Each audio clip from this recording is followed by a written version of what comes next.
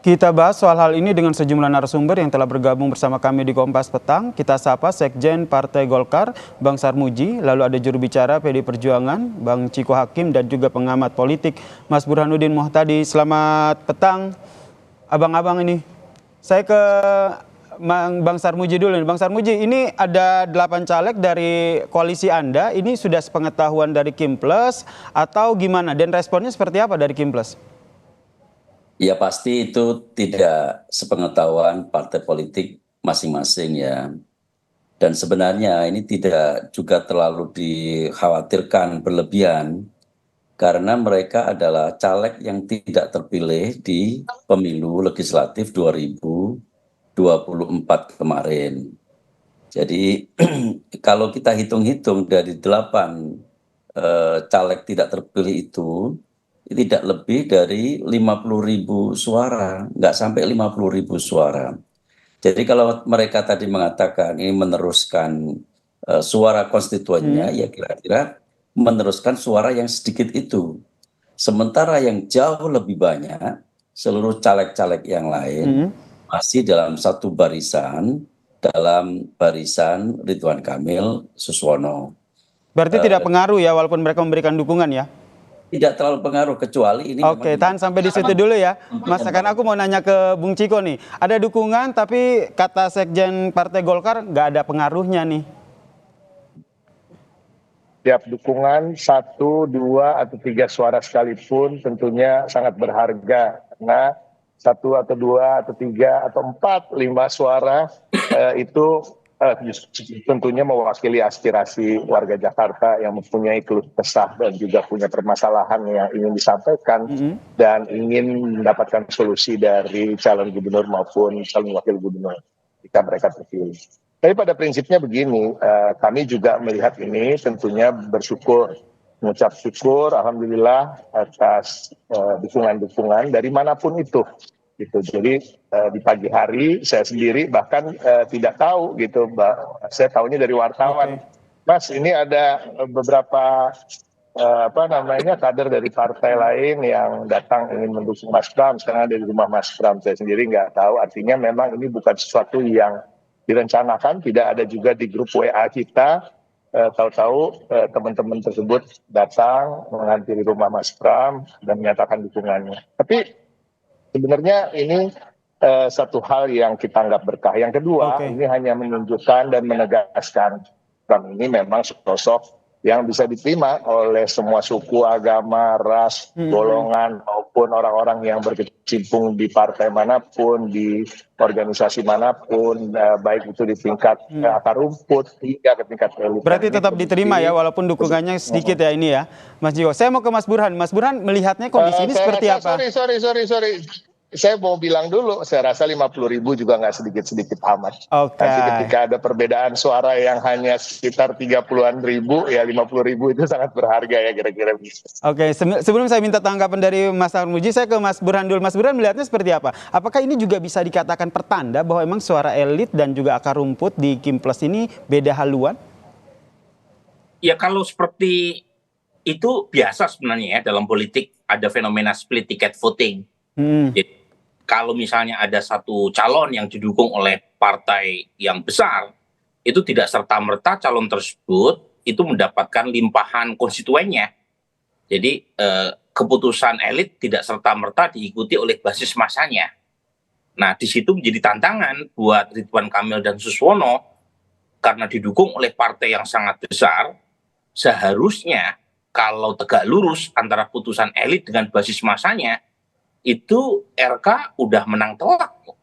Tetapi kan faktanya tidak. Jadi sampai sekarang masih struggling ya. Bahkan beberapa survei terakhir menunjukkan neck to neck antara RK Suswono versus Pramono Anung Rano-Karno. Dan ini menunjukkan bahwa basis massa sebagian partai pendukung RK itu tidak tegak lurus dengan keputusan elitnya. Dan ini jadi di mana-mana, bukan hanya di Jakarta. PD Perjuangan juga mengalaminya di beberapa tempat, termasuk dalam Pilpres kemarin.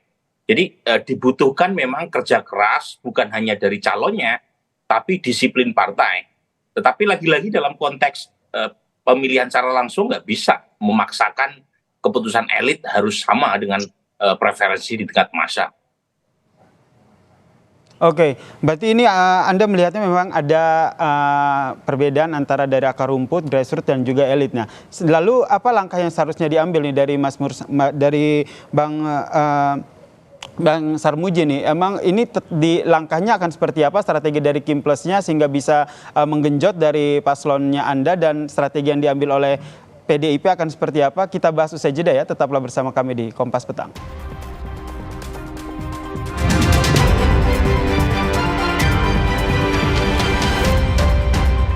Kita masih membahas soal 8 caleg dari 6 parpol yang ada di Koalisi Indonesia Maju yang mendukung Pramono Rano. Ini masih bergabung bersama kami Sekjen Partai Golkar, Bang Sarmuji, juru bicara PDIP, Bang Ciko, dan juga pengamat politik Burhanuddin Muhtadi. Saya ke Bang Sarmuji. Bang Sarmuji, atas kondisi ini nanti para caleg ini diberikan sanksi tidak?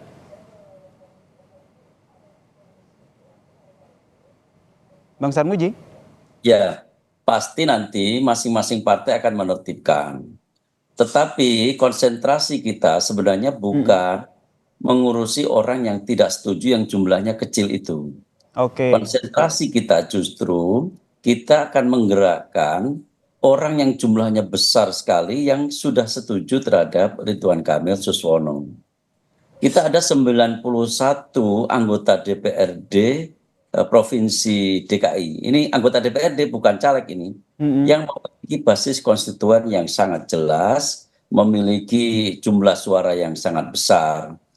Di situ saja kalau bisa itu digerakkan dengan maksimal, maka akan ada tambahan suara yang sangat besar. Jadi yang kecil biarlah, kalau memang nggak bisa diurusi ya tetap kita tertibkan. Tetapi konsentrasi kita bukan di situ, tetapi justru menggerakkan orang yang jauh lebih besar jumlahnya. Tapi tetap diberi sanksi nanti atau ya sudahlah?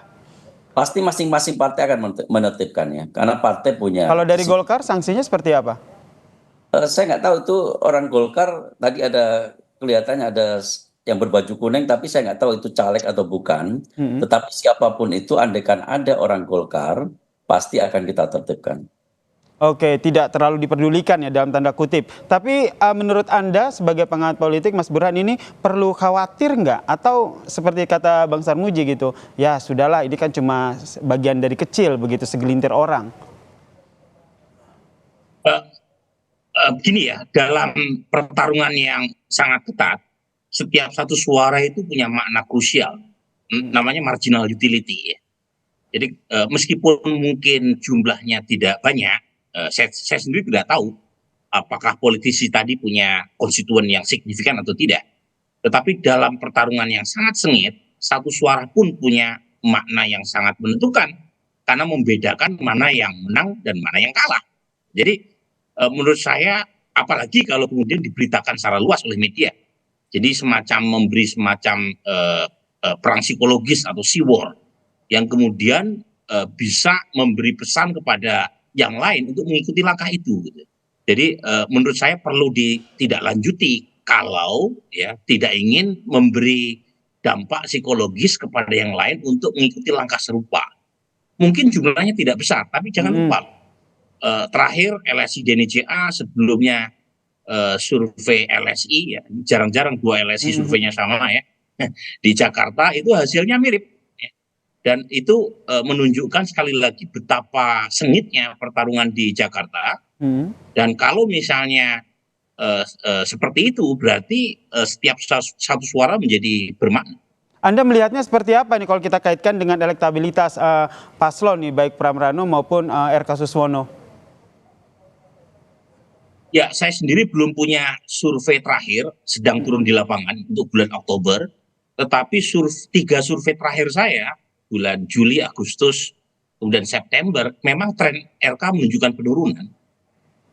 Dan sudah agak jauh dari angka 50%. Nah, meskipun masih berada di peringkat pertama ya dalam survei saya bulan September. Tetapi poin saya ya, karena ada tren penurunan RK di Jakarta, berita semacam ini perlu langkah lebih tegas dari partai pendukung RK Suswono, apalagi RK adalah kader Partai Golkar, Bang Sarmuji. Ya, jadi kalau misalnya fenomena ini meluas, bukan tidak mungkin akan menimbulkan semacam demoralisasi ya di tingkat kader pendukung partai paslon RK dan Suswono. Oke, kalau Bang Ciko dari PDIP sendiri melihatnya akan seperti apa? Kata Mas Pram kan walaupun sedikit kan tapi berarti ini nanti ke depannya nih peta politik dalam memberikan dukungan untuk Pram Rano akan berubah dan juga akan bertambah. Boleh saya ralat dulu ya. Saya di sini sebagai juru bicara dari tim pemenangan Pramono dan Rano Karno. Jadi bukan sekedar dari juru bicara PDI Perjuangan, itu satu. Karena kita juga ada partai-partai lain yang mendukung kita, Hanura dan juga Partai Umat dan juga organisasi-organisasi massa lainnya dan individu-individu. Yang pertama, yang kedua, tentunya strategi kami akan sama saja. Ya kalau yang detail tentu tidak akan kita jabarkan di sini. Cuma strategi yang utama ini kan turun ke bawah, menghadirkan paslon ke tengah-tengah masyarakat dan juga tim. Nah, tapi khusus untuk kami mungkin dibandingkan dengan paslon RK Suswono misalnya, karena tingkat pengenalan Mas Pram ini belum setinggi tingkat pengenalan dari Ridwan Kamil, tentunya kami akan lebih sering memperkenalkan Mas Pram ke masyarakat, dan ini tentunya bisa kita lihat keberhasilannya dan di mana ada beberapa survei tadi yang disampaikan oleh Bang Burhan tadi bahwa kita sudah sangat dekat dan bisa dibilang neck to neck gitu. Posisinya sangat tipis di antara keduanya, bahkan setipis margin of error. Jadi kalaupun ada yang satu dibilang yang di atas, belum tentu itu yang artinya sebenarnya berada di atas. Tapi pada prinsipnya ini kan bukti bahwa memang untuk Mas Pram khususnya ada istilah tak kenal maka tak sayang. Nah, ketika beliau makin dikenal oleh masyarakat, walaupun belum 100% masyarakat Jakarta mengenal beliau, masyarakat Jakarta makin sayang. Walaupun tentu kami dibantu juga dengan popularitas dari Bang Dul atau Rano Karno. Nah, oke, kalau menurut Anda ini nanti akan bertambah nggak? Ini kan baru ada sekitar 8 caleg nih dari 6 parpol Kimples. Ini kedepannya nih akan bertambah gitu?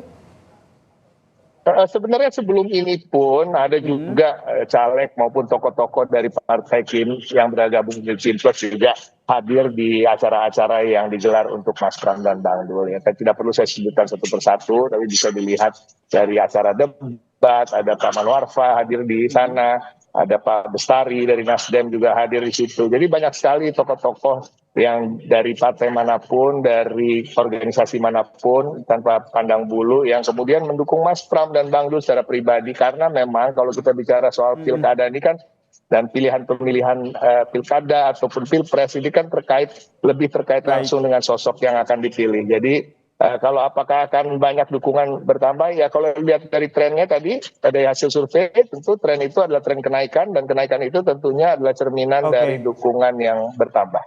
Yang jelas ini adalah pertarungan sosok ya, jadi elektabilitas dari masing-masing paslon, baik paslon 1 maupun paslon 2, ini yang nantinya akan memikat hati pemilih di Jakarta. Terima kasih Sekjen Partai Golkar, Bang Sarmuji, juru bicara dari Pramono Rano, Mas Ciko Hakim, dan juga pengamat politik Burhanuddin Muhtadi telah berbagi perspektifnya di Kompas Petang.